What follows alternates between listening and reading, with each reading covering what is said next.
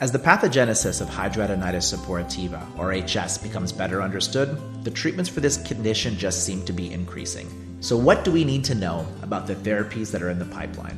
Welcome to Derm Consult on ReachMD. I'm Dr. Raj Chovatiya, and joining me today to discuss emerging treatment options for patients with hidradenitis suppurativa is the one, the only Dr. Martina Porter. She's a dermatologist at Beth Israel Deaconess Medical Center and assistant professor of dermatology at Harvard Medical School, all-around HS expert and wonderful human being. Dr. Porter, welcome to the program. Thanks so much for having me today. Hopefully I'll have some insightful things to share. Well, let's dive right in now that I got you in a good mood. So what new therapies are emerging for the treatment of HS? $1 million question here. Yeah, so I think the $1 million answer is that they just completed two of the biggest, if not the absolute biggest, trials for IL-17 inhibitors for HS. So one was for secukinumab, which is the IL-17A inhibitor, which they published their both week 16 and week 52 data. And the second was for bimekizumab. And so far they've shared with us the week 16 data, but not their data out to week 48. But besides this, we've actually seen a lot of other interesting clinical trials for different molecules, IL-1 inhibitors, JAK inhibitors, which are now entering the phase 3 pipeline, IL-36 inhibitors. I think the list could go on. That's amazing. I mean, I can even think of a time where if you really looked at clinicaltrials.gov, it seemed like an empty desert, but now you really can't throw a stone a very small distance without hitting at least one of many HS trials, which is exactly what we need. Let's zero in on secukinumab to start with. Can you tell me a little bit more generally about what it is, its efficacy, its safety, sort of where it might fit in what we have?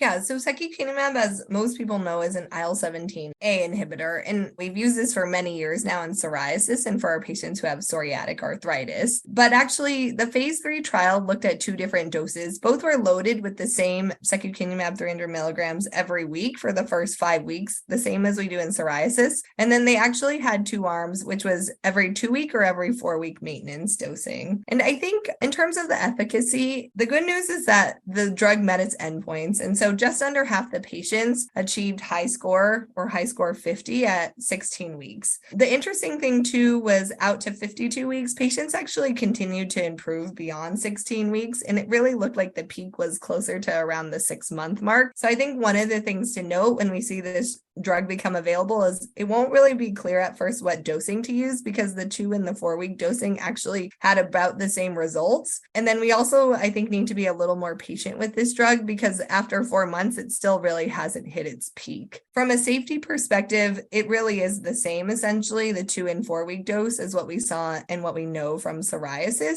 And even for patients with HS who we know have a higher risk of inflammatory bowel disease, we didn't really see that really emerge from the trials, even though patients with IBD who are well controlled were allowed to enter. You know, you and I have talked a bit about the availability of TNF inhibitors as a treatment option. It seems like there's some patients it's a better choice, some patients not. And it's really nice to see another drug, different target, meeting its endpoint. And hopefully we're going to learn a little bit more about who might be the right kind of patient for what therapy. Oh, yeah, I agree. And I think for patients having used this drug off-label for a number of years now, there's something about knowing the safety profile for many years, even if it wasn't for HS, and also knowing the safety profile is slightly better than the TNF alpha inhibitors that I think encourages patients and they're interested in starting biologics like IL-17 inhibitors, even if they weren't that interested in the TNF alpha inhibitors. Great point. And that kind of brings me to a newer IL-17 inhibitor, sort of probably the newest one that we'll have in this country, though available ex-US for some other indications. Can you tell me a little bit more about bimekizumab, what it is, what it's used for, safety, efficacy, where you kind of see this all falling out?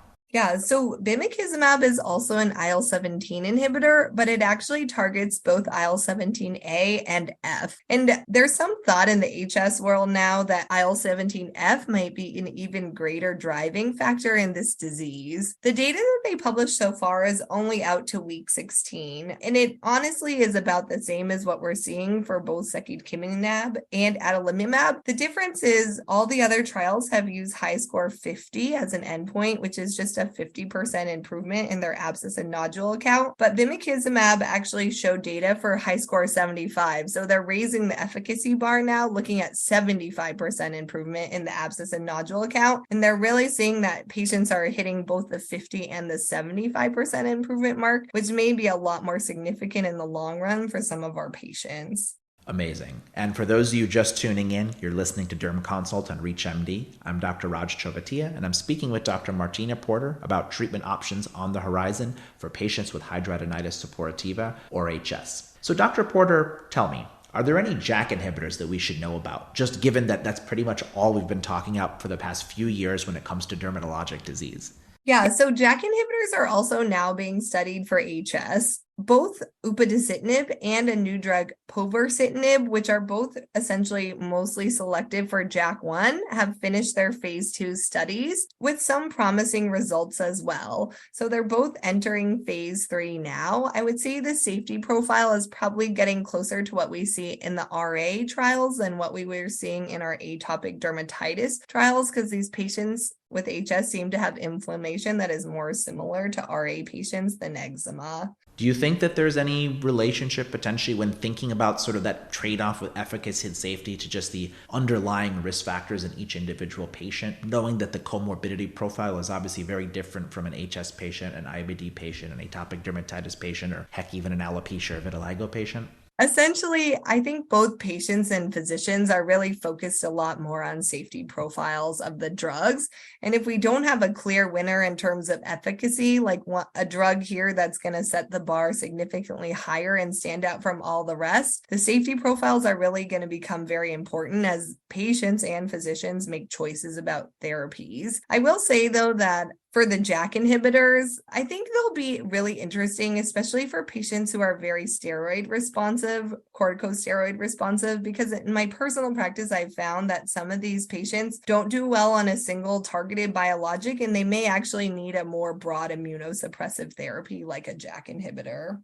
Very good point. Just thinking about the role that JAK and particularly JAK1 might play across a variety of cytokine families. So this has kind of been the promise with a heterogeneous disease like atopic dermatitis. So I can only hope that maybe we see some similar victories when it comes to HS. Have there been any particular challenges that have come up when testing a lot of these new HS therapies? I know that you're constantly on the forefront, but anything of note that you feel like has come to your mind about sort of unexpected issues related to the many new potential options? Yeah, I think one of the things that doesn't get enough attention is that we've actually had a few setbacks in the world of HS therapeutics. One of the things to note is that for psoriasis, we're now used to thinking of IL-23 inhibitors as highly efficacious, but we actually had 2 phase 2 trials for both guselkumab and risankizumab in HS, and both of them either failed to meet their endpoints or were terminated early for failing to meet the endpoints. And so we kind of have a gap now between IL-17 inhibitors being improved and starting these phase 3 trials for JAK inhibitors, where the IL-23 inhibitors should have been. And it's a little disappointing because now we'll see risankizumab, for example, got approved for inflammatory bowel disease with an IV loading dose. But I think these drugs didn't work fast enough in HS to really decrease the inflammation or the inflammatory burden that the patients had. And we've had a few other drugs that have gone through some clinical trials that have also been terminated for lack of efficacy. I mean, really highlighting some of the challenges that come with trying to figure out exactly what might be the main or, and perhaps in the future, sort of multiple targets that we really need to be hitting. Before we close, Dr. Porter, are there any final thoughts that you want to share with our audience today when it comes to some of the emerging therapies for HS? My final thoughts are, number one, I really hope that dermatologists across the country and the world become interested in treating HS, especially with these new therapies. I think in 5 years, we'll be in a much better place and it'll be much easier to just prescribe a medication for HS patients and find that the patients have improved. But until then, it's a little difficult sometimes to have to go through trial and error trying to find a medication that will help these patients who really are truly suffering. I mean, you heard it here, folks. You got to make sure that you're giving your patients the treatment that they deserve and making sure you're kind of jumping on the more treatments we get so we can learn more about the disease. And it's really just an exciting time for the treatment landscape of HS in terms of everything we're learning. So with that, I just want to thank Dr. Martina Porter again for sharing her insights. Dr. Porter, thanks so much for joining us today. Yeah, thank you again. For ReachMD, I'm Dr. Raj Chovatiya. To access this episode and others from Derm Consult, visit reachmd.com/dermconsult, where you can be part of the knowledge. Thanks for listening.